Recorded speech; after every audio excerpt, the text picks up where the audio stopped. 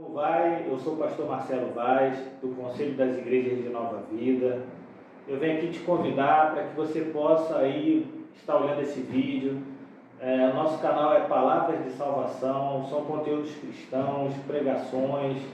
Nós também daqui a pouco vamos poder aí distribuir e informar sobre alguns livros, livretos, alguns conteúdos que a gente quer lançar, não só pregações, mas também orações. A gente vai fazer aí com que o nosso canal se expanda, e a gente precisa que você faça um favor, que você pegue e se inscreva aí no nosso canal, para que você possa aí usufruir, e não só usufruir, abençoar também a vida de outras pessoas, compartilhar, comentar, dar o seu like. Então, que você possa, em nome de Cristo, poder nos ajudar nessa empreitada de propagar o Evangelho. Então, que Deus possa te abençoar rico e abundantemente, em nome de Jesus. Você ficar de pé. A gente está todo terceiro domingo do mês, durante o horário de oração, todo terceiro domingo do mês, a gente está falando do juízo. São 12 juízes. Pronto, aí esse agora é o mês 10, né? Então a 10º juízo. E aí você vai ficar de pé, está ali em Juízes 11. Você está lá em Juízes 11 e vai no verso 11. Juízes 11, verso 11. Amém? Juízes 11, verso 11. E aí você vai encontrar o 10º juiz. Então vamos lá, você passa aí os 6 primeiros livros da palavra de vida, vai para o 7, você vai chamar juiz. Você passa aí para o 7, você vai achar juiz. Juízes 11, verso 11. Tem como botar aqui no Juízes 11, verso 11? Amém. Pronto. Não, Juízes 11, verso 11. Aí está verso 1. Vamos lá. Tá bom, isso aí. Não, Juízes 11, verso 11.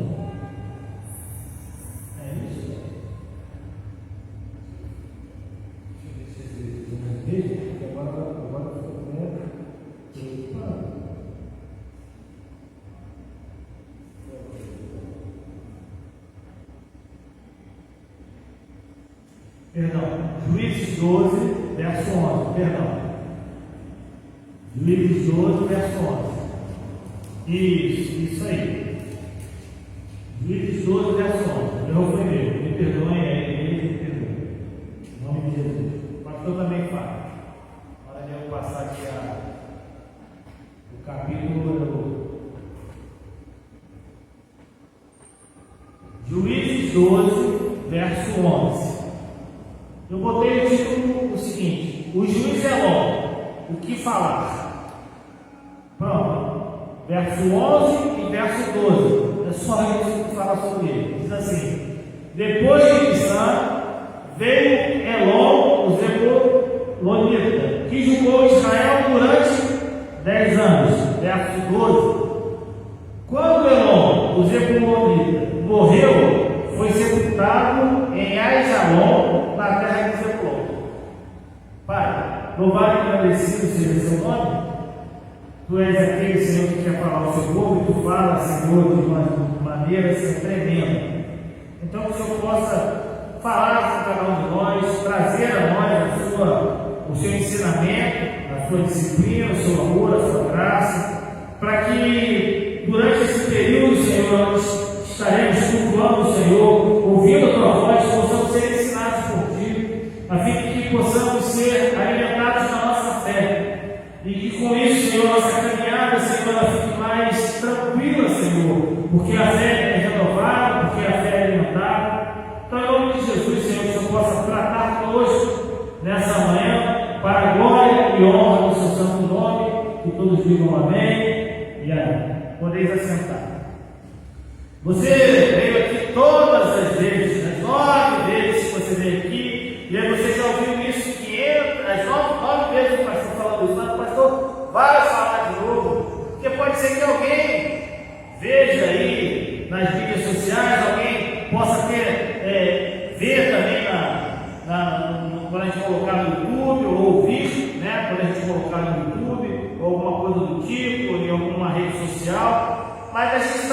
terceiro domingo de cada mês tratando sobre esses juízes de Israel. E aí, você que teve já os encontros anteriores, em que a gente expôs a mensagem, a gente fala sempre do cenário, do contexto desse período aí da história de Israel, e não tem como eu não fazer essa mesma introdução, falar sobre essa introdução do cenário, do contexto da época, senão, de repente, aquele que está nos vendo nesse momento, ou em algum momento ele irá nos ver, ou aquele que vai nos ouvir em algum momento, ele não tem essa percepção. Então a gente tem que estar falando sobre isso, falando que Deus sempre teve um grande cuidado, que Deus sempre foi fiel com o seu povo, e a gente pode ver como Deus tem sido fiel aí nesse período agora que a gente já está passando, mesmo em tempo de infidelidade do povo. Deus separou o povo e Deus é fiel a esse povo. Deus é cuidadoso, Deus é zeloso, e Deus tem demonstrado isso sempre na sua palavra, na palavra de vida, na Bíblia Sagrada. Mas quando a gente mergulha de uma forma profunda no livro de Juízes, ele vai nos mostrar particularidades de como, mesmo em meio à incorreção, mesmo em meio à idolatria, mesmo em meio à deslealdade, mesmo em meio à inobservância do povo de Deus, às suas ordens, aos seus mandamentos, ele continua sendo o mesmo. Vai para diz que Deus, o mesmo de ontem, hoje e será para sempre. Deus, ele continua sendo o mesmo, misericordioso e usando de compaixão para o seu povo. Então, a gente, para entender essa situação do lugar, do cenário, da época, e em quem eram esses juízes, a gente tem que entender que Deus sempre utilizou de compaixão no momento que tem que ser utilizado. Deus sempre utilizou de misericórdia com o seu povo quando deve ser utilizado. Pois bem, os juízes não eram aqueles que julgavam o povo, a época da narrativa bíblica, sim, eram libertadores levantados para conduzir o povo de Deus à vitória sobre seus inimigos. E esses inimigos nem sempre eram inimigos militares, mas eram também inimigos morais, inimigos religiosos. Então esses juízes, na verdade, eles eram salvadores, libertadores, salvadores, homens que, através do Espírito de Deus, do Espírito, quando tomava conta deles, eles tinham e proporcionavam a eles, o Espírito, qualidades extraordinárias de liderança. Tudo isso habilitado pelo Espírito de Deus. E não foi um período curto da história, foi um período longo da história, 350, 370 anos, e começou a se desenrolar logo após a morte de Josué, e veio desde a conquista de Canaã até mesmo um pouco antes de Samuel, que ungiu o primeiro rei de Israel. Pois bem, e o cenário da época, ele era sírio, você sabe disso, eu sempre falo isso. O povo, ele vivia no pecado da apostasia, como vive hoje o povo, no pecado da apostasia, um povo que renuncia à fé, um povo que, até mesmo dentro da igreja, com a igreja cheia, está renunciando à fé, porque tem feito coisas dentro da igreja que não cabe aqui na palavra de vida, não consta aqui. Então isso para mim é renunciar à fé, é ser apóstolo da mesma maneira. Mas naquela época o povo era apóstolo, vivendo o pecado da apostasia, então era oprimido por algum motivo, por algum inimigo, e aí pronto. É sempre assim, né? O ateu é ateu até a hora que está no avião, não acredita em Deus, mas aí o avião entra na turbulência, o comandante fala no avião, ele está prestes a cair, segura esse aí e fala assim: ai Deus! Até o ateu fala: ah Deus! Oh Deus! Aí ele lembra que tem um Deus. Pois bem, Deus mandava um juiz libertador. Enquanto esse homem, essa pessoa estivesse como juiz naquele tempo, o povo vivia numa tranquilidade, até que então havia uma época que ele morria. Então, quando ele morria, o que o povo fazia? O povo se consertou, vai continuar andando, não. O povo voltava para o pecado. O povo voltava para o pecado. Qual o pecado? A apostasia, da renúncia. Aí novamente era oprimido pelo inimigo, aí começava tudo de novo. Veja bem que o pano de fundo de toda essa questão era a opressão do povo de Deus pelos seus inimigos. E qual era o inimigo? Independente se ele era militar ou não, se ele aparece ou não, se ele é oculto ou não, dependendo da passagem que a gente lê, mas sempre era a apostasia. O inimigo não era o amonita, não era o filisteu, não era o jebuseu. O inimigo do povo de Deus era a apostasia, esfriamento da fé em Deus, a adoração a deuses pagãos. Eu comparo alguns cultos que as pessoas dizem que são cultos, que acontecem em igrejas que são supostamente evangélicas, a adoração a Deus pagão. Eu faço essa comparação. A palavra de vida diz que o povo de Israel, ele serviu a todos os dias em que Josué e os anciãos estavam ali firmes no Senhor. Mas quando morre essa geração, levanta-se outra geração que não conhecia Deus, não tinha ouvido falar. Essa geração então apostatou. A gente tem que ter muito cuidado com isso. Essa geração não conhecia pessoalmente o Senhor, não viu nenhum tipo de milagre especificamente dito, maravilhoso, grandioso, feito com a mão de Deus sobre a natureza. Mas Deus sempre trabalhou. E Deus normalmente na nossa época ele trabalha no silêncio na nossa vida, principalmente na nossa vida emocional, familiar. Deus sempre trabalhava no Senhor. Mas essa geração ela não conhecia. Não conhecia porque eu não tinha ouvido falar. Porque a geração de Josué, dos anciãos, nos expulsaram os cananeus, deixaram mais os cananeus lá. Aí está lá os israelitas lá, vê a menina bonitinha, engraçadinha, uma cananeia, aí se apaixona, ou senão uma menina israelita vai lá, vê um rapaz direitinho, um cananeu, se apaixona, pronto, os povos se misturam, mas aí mais na frente vai dar um problema danado, porque há uma mistura aí de povos, e Deus não queria que fosse assim, e essa geração aí mais nova, aí, por conta até de culpa da geração mais velha, que não passou o conhecimento dos seus filhos, acabou apostatando. Em vez de eles acabarem com os cananeus, eles começaram não só a se disputar os cananeus, mas a lutar entre si e a destruir uns aos outros. Hoje em dia não é diferente, irmão. Quantas coisas do mundo é prejudicial a cada um de nós, quantas coisas dentro de algumas igrejas é prejudicial à nossa vida cristã.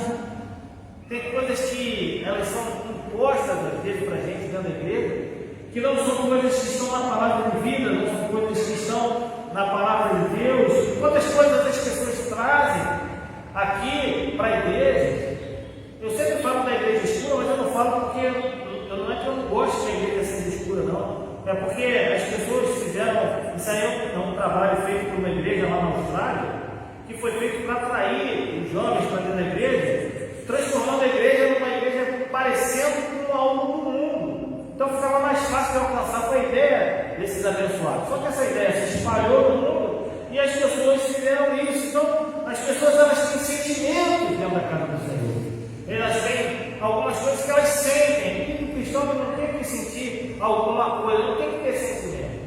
O cristão tem que ter o Espírito de Deus sobre a vida dele. Quem deve nortear a vida do cristão é o Espírito Santo do Senhor. E isso não é ensinado para essas igrejas, é ensinado a ter sentimento.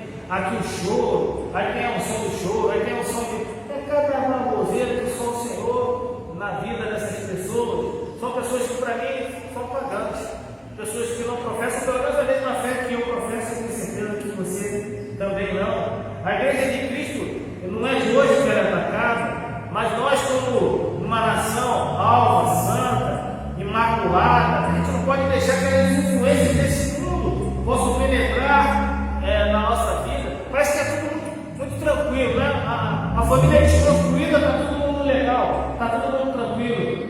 Eu nunca vi uma família começar com a destruição de outra. Tem igreja que tem aceitado isso. A pessoa se separa, casa com outra, mas ela casa com outra que era casada, e aí a destruição das duas famílias. Há uma desconstrução da família, há uma inversão de valores, há um aumento de iniquidade. As pessoas têm se esquecido de Deus, e essas coisas têm afastado o homem do verdadeiro conhecimento do Senhor. Mas graças a Deus, nós que somos poucos aqui, graças a Deus, por mais que o mundo tente nos influenciar, nós procuramos influenciar o mundo com o Evangelho, com os evangelhos verdadeiros. E Deus é maravilhoso. Deus ensina, Deus corrige, Deus disciplina o seu povo. Aquele povo, ele não só se esqueceu de Deus, mas ele começou a servir deuses pagãos, a Baal, a Será. E Deus vai e disciplina eles justamente com a opressão dos povos circunvizinhos. Eles eram oprimidos, subjugados, e por conta disso eles sofriam, e porque eles sofriam, eles se lembravam de Deus. Então utilizar uma disciplina que ele utiliza que traz juízo sobre a vida das pessoas, sobre a vida do povo. E o juízo de Deus, ele revela o amor de Deus. É estranho falar isso, mas não é. Você que é pai, você que é mãe, quantas vezes você tem que dizer não para o benefício do seu filho, para o benefício da sua filha? Quantas vezes você até saiu da graça e teve que dar lá aquela palmadinha santa, né? Que agora tem que falar palmadinha santa, para corrigir o seu filho e a sua filha. E você deixou de amar? Não, você fez isso porque você ama demais. Os nossos olhos, eles têm que ir além daquilo que a gente consegue enxergar de uma maneira visual. A gente tem que enxergar com a nossa visão espiritual, não com a nossa visão carnal. A disciplina de Deus nesse momento, por causa da apostasia, ela não foi uma desgraça para a vida daquele povo. Na verdade, foi uma bênção disfarçada. Foi uma bênção de Deus disfarçada, porque o povo ele voltava para o Senhor. Pois bem, isto posto, quero dar sequência a essa série de mensagens, agora falando sobre o 10º Cristo Melon. E aí, quando eu me debrucei com a palavra de vida, a minha esposa ela fala assim: você inventa cada coisa, né? Foi falar logo de juízo, né? Quando olhou, né? Eu falei, quando eu olhei, não tinha nada para falar, porque era só ler, né? E aí eu falei assim: mas Deus ele é tremendo. Eu parei e falei: Senhor, o que falar? Por isso que eu botei o título da mensagem: o juiz é longo, o que falar dele? O que a gente tem para falar? Que o verso 11 e o verso 12 já complementaram tudo que a gente está para falar. Se a gente considerar esse livro de juízes, esse juiz aí parece que é misterioso. Parece, né? Por quê? Porque a Bíblia não fornece tanta informação sobre a vida pessoal dele. O texto bíblico não relata nem mesmo os eventos que ocorreram durante o período em que Elon liderava as tribos. Então, alguns comentaristas, na maioria dos estudiosos, colocam ele naquela prateleira do juiz menor, ao lado de Ibissã, Dom, Sagar, Tola, Jair, porque há muito pouco registro sobre Elon. Alguns colocam ele como um juiz pacífico. Por quê? Porque a Bíblia não registra nenhuma batalha em que ele foi envolvido. Se você ler lá, Juízes 12, 11, 12, você vai ver que ele não fez nenhuma batalha, você não sabe quem é o inimigo, que tipo de opressão sofreu, não fala nada sobre isso. Então, alguns estudiosos colocam ele como um juiz pacífico.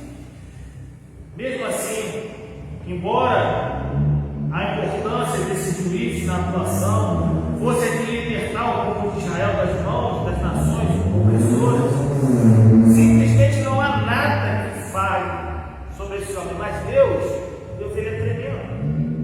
Deus coloca pessoas para liderar o povo com sabedoria para resolver as vezes questões internas.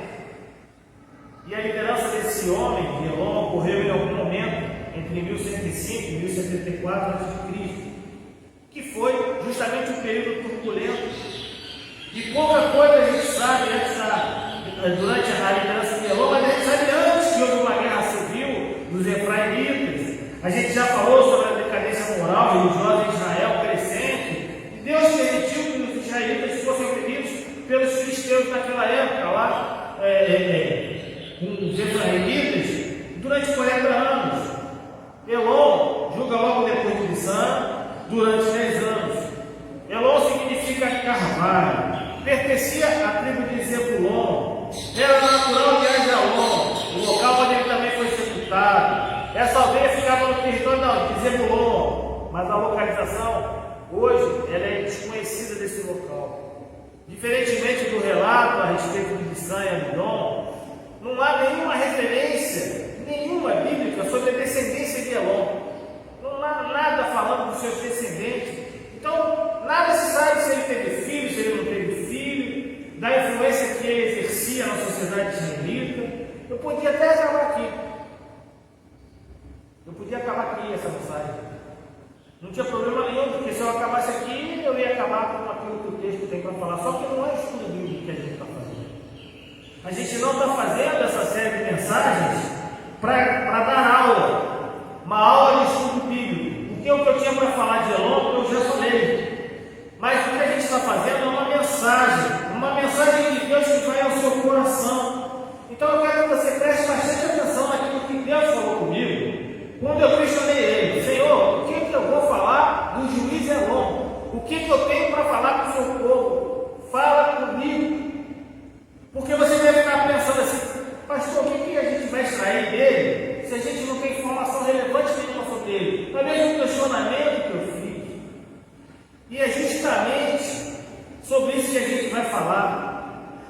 relevância para Deus dos homens e não da relevância do homem como o homem. Veja bem, eu vou falar com você agora, através dessa mensagem, da relevância para Deus do homem e não da relevância que o homem tem para com o homem. E a primeira coisa que o seu coração deve ter sobre a palavra de vida é que não existem pessoas irrelevantes na Bíblia. Coloque isso no seu coração. Nenhuma pessoa nominada ou não nominada na palavra de Deus, ela é irrelevante. Se ela está no livro sagrado, é porque ela tem alguma relevância. Independente se o ensino é para o bom ou para o ruim, no sentido daquilo que ele fez, mas para a gente é importante qualquer coisa que é dita na Bíblia sobre qualquer personagem. Então todas essas pessoas, elas nos ensinam algo, mesmo não sendo citada ou mesmo a menção sendo esporádica. Deus usa e usou Elon, apesar de, e não importa quando. Deus usou esse homem durante 10 anos. Uma pessoa que de repente é irrelevante para a gente, ficou 10 anos liderando o povo de Deus. E ouça a palavra de Deus e preste bastante atenção em alguns casos de pessoas que participaram de coisas relevantes e simplesmente elas não foram mencionadas, ou apenas foram mencionadas como pessoas. Veja lá no livro bíblico de Ruth, que a época e o contexto está inserido na época de Juízes. Eu não sei se você já leu Ruth, mas o acontecido de Ruth, logo no versículo, como você consegue enxergar que foi na época de Juízes que aconteceu. Ruth 4, de 1 a 12, mais na frente, fala de um homem que se recusou a cumprir seu dever de acordo com a lei mosaica. E ele simplesmente foi chamado, sabe de quê na Bíblia? De fulano. Foi chamado de fulano para lá. Ruth 4, verso 1. Boaz foi até o portão da cidade e se aconselhou. Eis que o resgatador de que Boaz havia falado ia passando. Então ele o chamou. Ô fulano. Aí, Ruth 4, verso 1. Põe aí, por favor. Ruth 4, não é um 4, 1. Ruth 4, verso 1 diz assim: Boaz foi até o portão da cidade e se aconselhou. Eis que o resgatador de que Boaz havia falado ia passando. Então ele o chamou, ó fulano.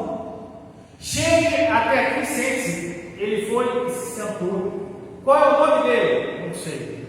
Como é que ele se dirige? Boaz se dirige a pessoa? Chama de fulano. Então, a gente tem que concluir que a Bíblia ela não menciona o nome de algumas pessoas, não porque elas eram mais ou não tinham importância. Veja, outro exemplo. Em preparação para a sua última refeição de Páscoa, Jesus disse a seus discípulos: vão lá até a cidade, a casa de fulano.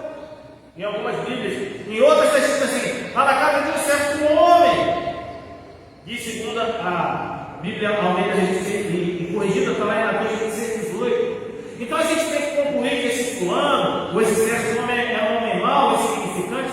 Não! O certo homem mencionado aqui era um discípulo de Jesus. Era um homem que era discípulo de Jesus, mas seu nome não era essencial para o relato, simplesmente foi omitido.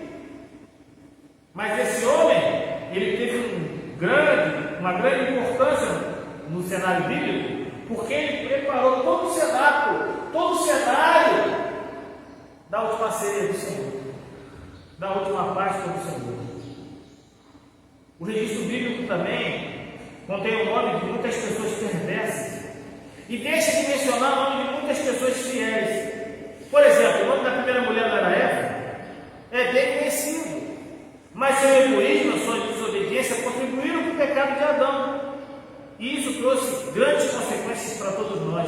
Paulo diz isso em Romanos 5,12. Portanto, assim como por um só homem entrou o pecado no mundo e pelo pecado veio a morte, assim também a morte passou a toda a humanidade. Aí ele fala, porque todos pecaram.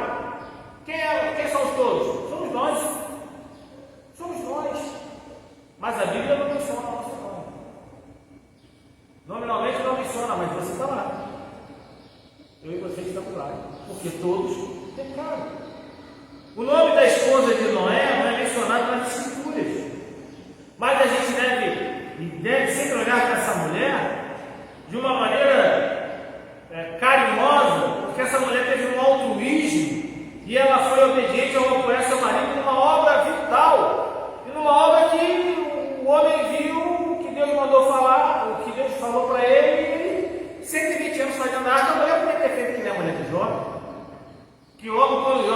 ficou doente e falou assim: amaldiçoou esse Deus.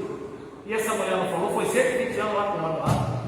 E aí o filho nasce, está o filho lá. Aí o outro filho nasce, está o filho lá ajudando o homem. E está a família ajudando e a mulher está lá, obediente. E veja bem, a mulher naquele contexto não é a mulher de hoje. Veja bem, a mulher naquele contexto não é a mulher de hoje. Outras pessoas também não foram mencionadas como nome, mas desempenharam até um papel importante, até heróico, no propósito de Deus. Aquela menina israelita, que era escrava na casa de Naamã, chefe lá do exército sírio, ela foi lá e falou para a sua senhora: olha, eu sei que ele está doente, mas tem lá um profeta lá em Israel que pode curar ele, e a Bíblia não menciona. A filha do juiz Jefté, a gente já leu sobre Jefté, deu um exemplo também de fé.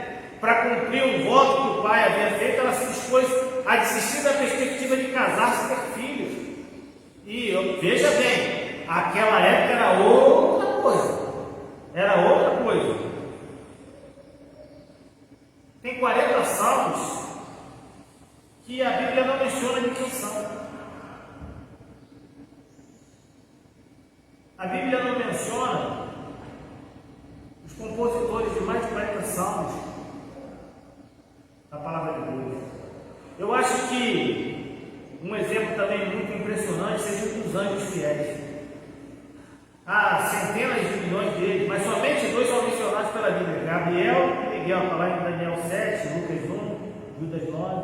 Os outros anjos permanecem anônimos nos relatos bíblicos. Manoá, pai de Sansão, perguntou ao anjo: qual é teu nome, para que certamente te honremos quando se cumprir a tua palavra? Aí o anjo respondeu a ele: por que tu perguntas meu nome? Esse anjo, se recusou a aceitar a honra que cabia apenas a Deus. Está lá em Juízes 13, a gente ainda vai falar sobre a situação. A Bíblia não menciona, dá detalhe de algumas pessoas que não são nominadas, mas a gente aprende muito com essas pessoas, com esses anjos que foram fiéis com aquilo que Deus mandou fazer. Lá no capítulo 11 de Hebreus, a gente tem vários exemplos de heróis que experimentaram escárnios, açoites, cadeias, prisões, foram apedrejados, cerrados, tentados, mas tiveram seu testemunho de fé, guardados em Deus, do nosso aperfeiçoamento, e são conhecidos como o quê? Heróis da fé. Muitos deles não são nominados, e ainda está lá, muitos homens e muitas mulheres. Não ficou restrito, o autor ainda fez questão de colocar.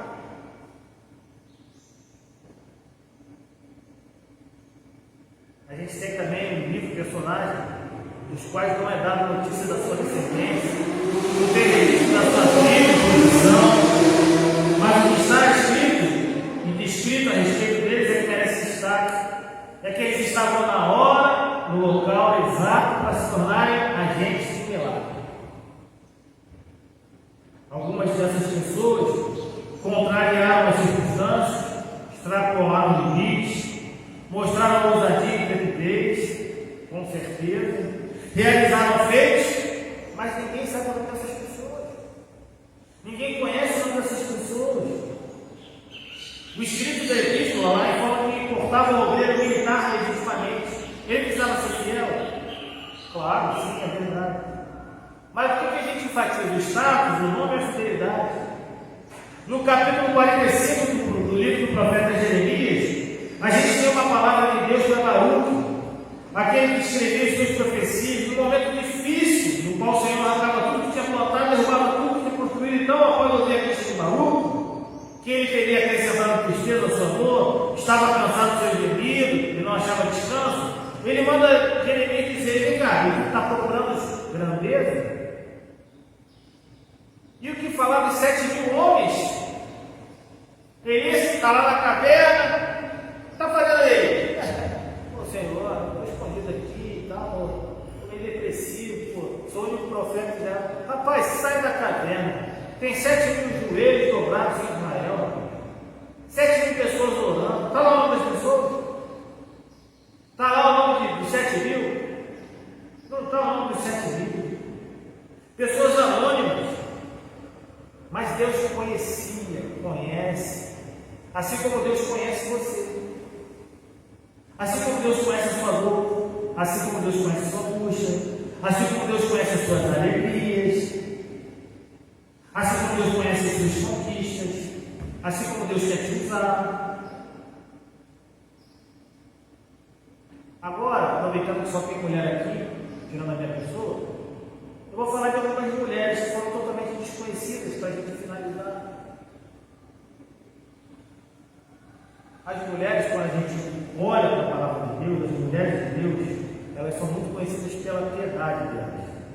No ministério de Jesus, elas estavam sempre presentes.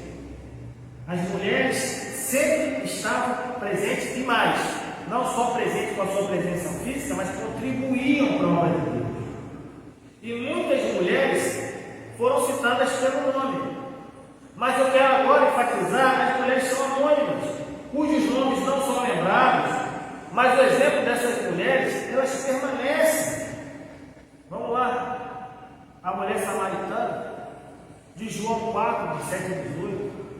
Ela foi surpreendida quando Jesus pediu água, e por ser mulher e ser samaritana, ela não esperava que um homem judeu lhe desse valor, lhe desse atenção.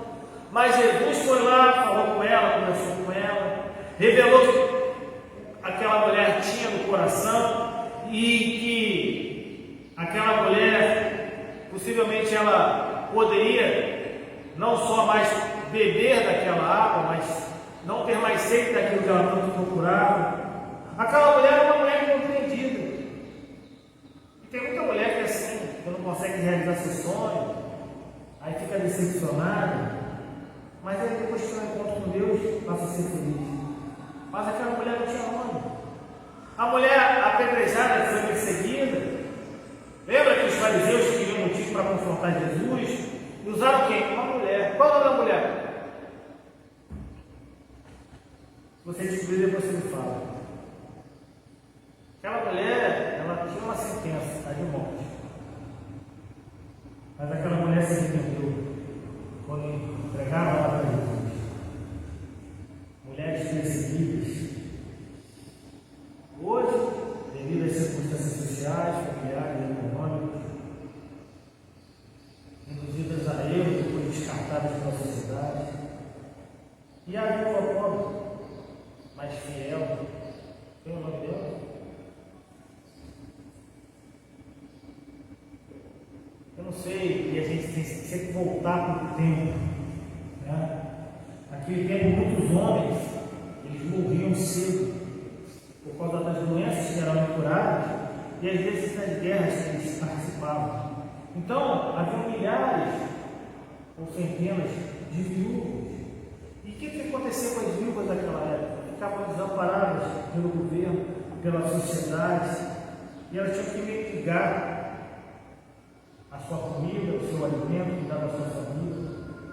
Por isso que Jesus, ele faz questão de usar o exemplo de uma mulher viúva, ofertando lá as suas moedinhas, para que para mostrar a fidelidade de alguém que depende exclusivamente de Deus. Porque aquela viúva, ela deu tudo que tinha, porque ela sabia que o provedor da vida dela era Deus. A mulher do fluxo de sangue sofreu 12 anos com fluxo de sangue. Você vai nas igrejas aí, é uma das pregações mais repetidas do público. A mulher buscou, teve coragem, teve fé. E qual é o nome dela? Não sei. Eu conheço a coragem dessa mulher. Eu conheço a fé dessa mulher. Eu conheço a busca dessa mulher. Eu fico imaginando aquela mulher, de repente, não sei se ela estava com dor ou não, procurando Jesus, tentando chegar perto, os discípulos afastando, tentando chegar para um lado, para o outro, e aquela mulher, sei lá, se estava encurvada, se estava de repente até rastejando, até tocar na orla do manto de Jesus. E o Senhor sente. Peraí. Para. Está para casa de Israel. Por uma menina supostamente a morte. O fariseu, chefe de sinagoga, ele para e fala: peraí. Para. Alguém tocou em mim. Senhor, está uma multidão aqui. Alguém tocou em mim porque sou eu poder. Qual é o nome daquela mulher? A mulher cananeia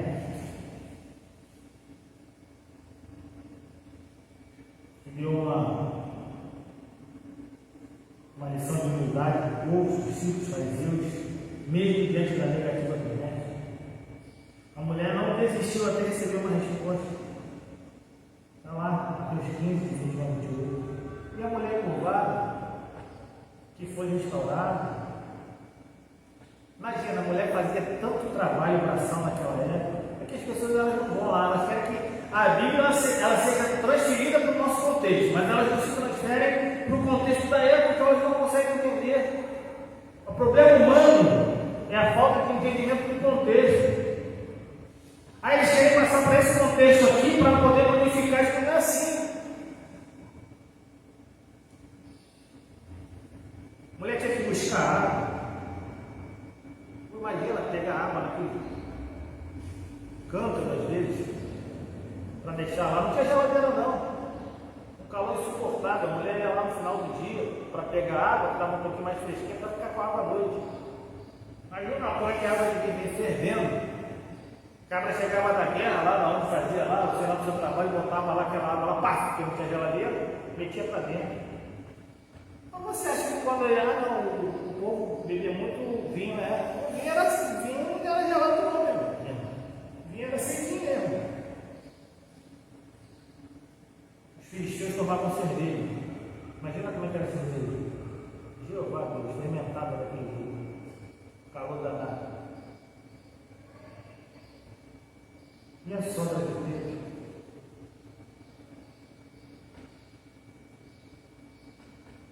Possivelmente eu não ia ser lembrado se não fosse seu genro um apóstolo. Muitas mulheres